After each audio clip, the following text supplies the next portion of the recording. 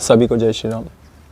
तो अपना warm up चल रहा था। आज मैंने पूरी फुल वीडियो बनाई है वार्म अप की कि कैसे आप वार्म अप कर सकते हैं। अच्छा, मैं एक बहुत ज़रूरी बात ये बताना चाहता हूँ कि जो लोग जिम जाते हैं, वर्कआउट करते हैं, घर पे करें, जिम में जाकर करें, वर्कआउट से पहले जो वार्म अप क्यों करना चाहिए। तो वार्म अप इसलिए हमें वार्म अप करना चाहिए कि वार्म अप करने से यानी कि वार्म अप यानी कि बॉडी को गर्म करना, हीट करना। देखिए, आपके बॉडी में रक्त, मांस, अस्थि जो होती है, अस्थि जिसको बोलते हैं, मतलब कि हड्डियाँ जिनको बोलते हैं, तो यानी कि खून है यानी ब्लड है, मांस यानी कि फैट है, और बोन्स यानी कि हड्डियाँ हैं।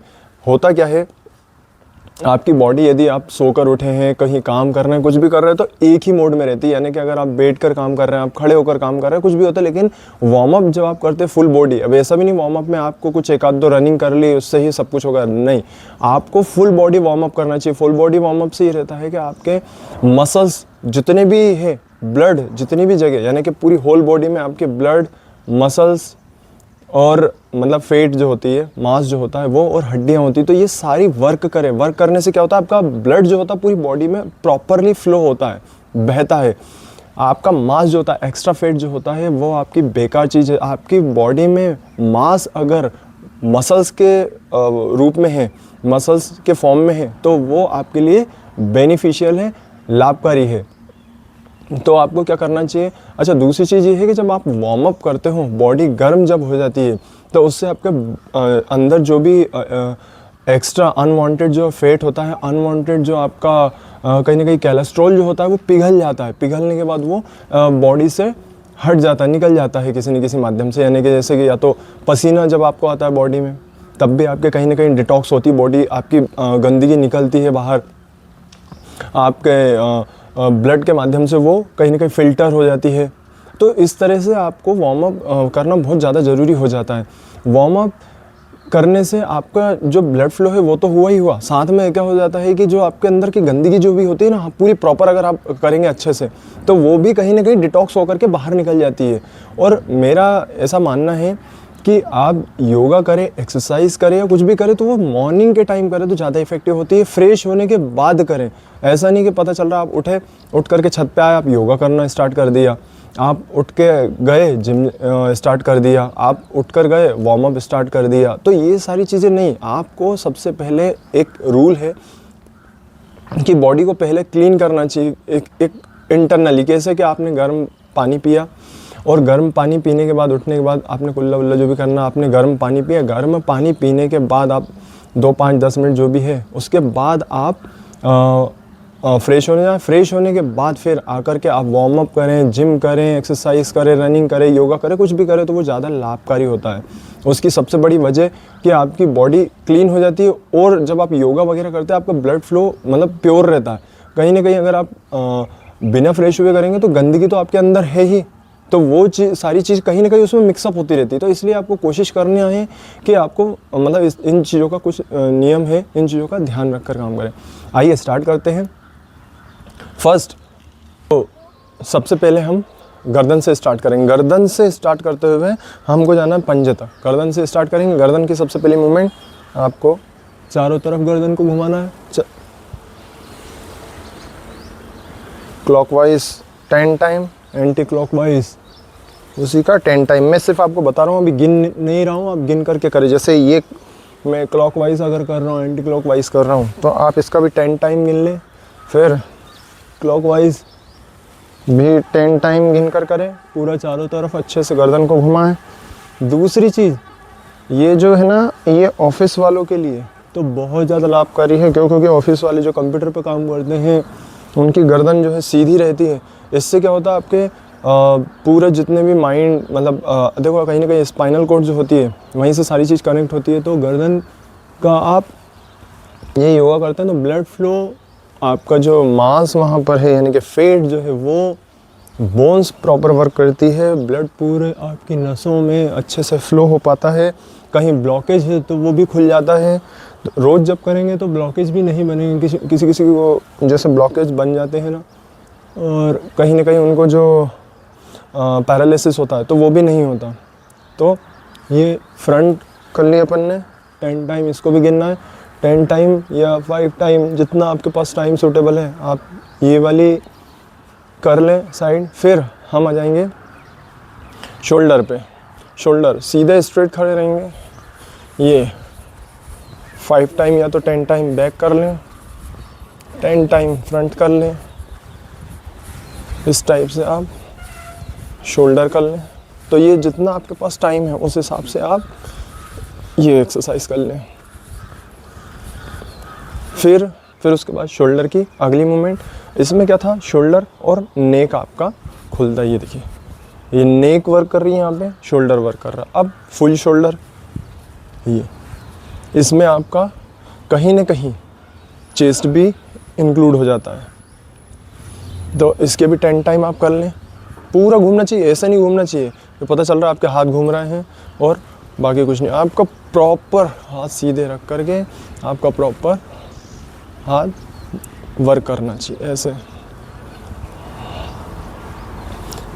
ये ऐसे। तो इसको भी आप 10 टाइम फॉरवर्ड में और 10 टाइम रिवर्स में, यानी कि आगे की तरफ और पीछे की तरफ, ऐसा कर लिया आपने 10 टाइम। फिर अब जिनकी चेस्ट यानी कि बॉडी जो थिन है वो भी कहीं ना कहीं इससे खुलती है, तो ये वाला चेस्ट वाला कर लें आप। 1 2 3 4 5 6 7 8 9 10, इसे 10 टाइम या 15 टाइम या 20 टाइम जितने भी आप कर सकते हैं। फिर चेस्ट हो गया। फिर हम धीरे धीरे नीचे उतरे। अब कमर के लिए आप जैसे ज़्यादा ओबेसिटी यदि आपको है, फेट ज़्यादा है, आप ज़्यादा टर्न नहीं कर पाते हो, फर्स्ट डे आपको उतना ज़्यादा नहीं करना, आपको कम ही करना है। बहुत ज़्यादा आपको प्रेशर डाल के बहुत ज़्यादा डाउन नहीं जाना है। और जैसे आप बिगनर नहीं हैं, आप करते रहते हैं, तो आप उसको और ज़्यादा डाउन कर सकते हैं। ऐसे कई तरीके से आप इसको कर सकते हैं। आराम से करें, ऐसा नहीं कि पता चल रहा है कि ये ऐसे कर रहे हैं आप, ऐसे नहीं। आराम से फुल रुके, 2 सेकंड का 1 सेकंड का पोज लें। सीधे होने पे पोज, डाउन होने पे पोज। तो आपको 1 सेकंड वहीं उस पोजीशन में रुकना है। तो ये इसका सही तरीका है, ठीक है। ये हो गया। फिर आप चाहें तो इसी में, अब ये कमर का ले रहे हैं, कमर में आप टर्न ले सकते हैं इस तरीके से। पूरा आपके पैर ज़्यादा नहीं घूमेंगे, आप देखिए कमर के पास से घूम रहा है, ठीक। ऐसे ले सकते हैं।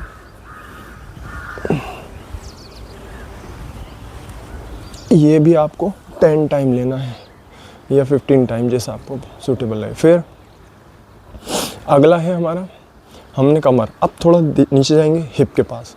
हिप के पास जाने के आप या तो बैंड जितना हो सकता है उतना आगे की तरफ। दूसरी चीज़ ये, जब आप करते हैं ना आगे की तरफ झुकते हैं, तो आप कोशिश कीजिए, आप ध्यान रखिए कि आपके पैर नहीं झुके, क्योंकि इससे झुकने से कोई फ़ायदा नहीं होगा इतना। आपको पैरों को सीधे रखना है, बिल्कुल स्ट्रेट रखना है। अब आप झुके जितना झुक सकते हैं, जैसे इतना झुके, फिर उससे ज़्यादा झुके। और आप अगर पूरा नीचे जा सकते हैं तो फिर आप ज़मीन से भी हाथ टच कर सकते हैं, ये ऐसे। तो ऐसे इसको भी 5 टाइम अपने को 10 टाइम लेना है। अगर आपसे बस की नहीं हो रही है, आपको कहीं ना कहीं प्रॉब्लम हो रही है, कमर में प्रॉब्लम है, पैरों में प्रॉब्लम है, तो आप हल्का हल्का करें, ज़्यादा आपको लोड नहीं देना है, इस तरीके से। तो ये एक हो गई। हम हिप से थोड़ा सा और नीचे जाएंगे तो हमारे अपर जो था, अपर थाइज़ है, वो और कमर, यानी कि ये वाली एक्सरसाइज करनी है आपने। ये इस एक्सरसाइज में भी आप क्या कर सकते हैं कि जैसे आपको फेट ज़्यादा है, आपसे बस की नहीं हो रही, आपके पैरों में दर्द है, आपकी कमर में दर्द है, तो आप इसको इतना करें। और ये हाथ का जेस्चर जो है ना, ये ऐसा रखना है आपको, इससे पैर टच करने हैं आपको अपनी हथेलियों से, ऐसे। अब अगर आपको पेन है, आप एक वो बना लीजिए पैमाना, कि जैसे आपके पैरों में अगर दर्द है तो आप इतना ले लीजिए, अगर दर्द नहीं है तो और ऊपर उठाने की कोशिश करें, और ऊपर उठा सकते हो तो और ऊपर उठाने की कोशिश करें, और ऊपर उठा सकते हो तो चेस्ट तक फुल, ये फुल होता है, ये पूरा फुल चेस्ट तक लेकर आए, ऐसे। ये आपके हाथ हर बार टच होने चाहिए। तो ये, तो इस तरीके से आप 10 से 15 बार करें। फिर अगला आ जाता है आपका इसी में नीचे लोअर थाइज में पुशअप्स। पुशअप्स में आप क्या करेंगे, आप हल्के, अगर फर्स्ट डे है तो भी आप हल्के से स्टार्ट करेंगे, 5 से 10 अगर आप राउंड लगाएंगे ऐसे। और अगर आपके पैरों में, थाइस में, कमर में मतलब दर्द नहीं है तो आप फुल लेंथ लगाएंगे। फुल लेंथ कैसे लगाएंगे आप, ऐसे एक।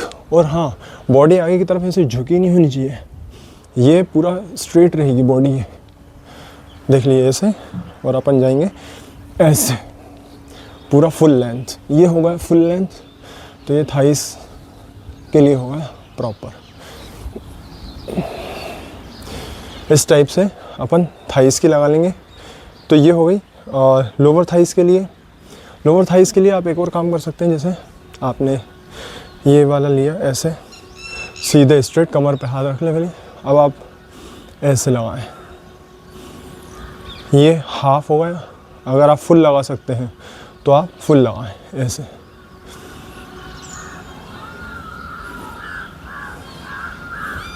ऐसे यही आप साइड चेंज कर लें, पैर को चेंज कर लें, या तो उसी साइड में आप पैर को चेंज कर लें।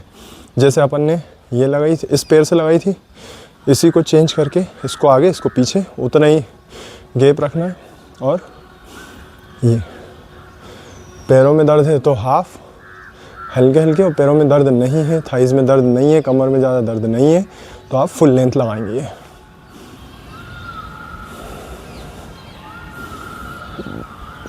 तो इसको भी आप 10 से 15 बार या 20 बार रिपीटेशन कर सकते हैं। तो इस तरीके से हम वार्म अप कर लेंगे पूरा।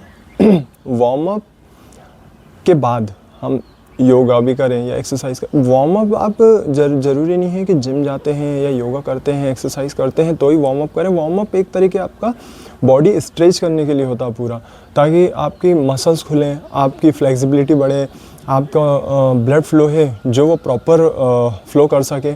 तो ये जो है ना, ये एक ही पर्पस नहीं होता, ये बहुत सारे इसके लाभ है। तो इसलिए आप वार्म अप विदाउट जिम भी कर सकते हैं, यानी कि जिम ना जाएं तब भी कर सकते हैं। तो मिलते हैं अगले वीडियो में। चैनल को सब्सक्राइब ज़रूर करें, लाइक ज़रूर करें। जय श्री राम।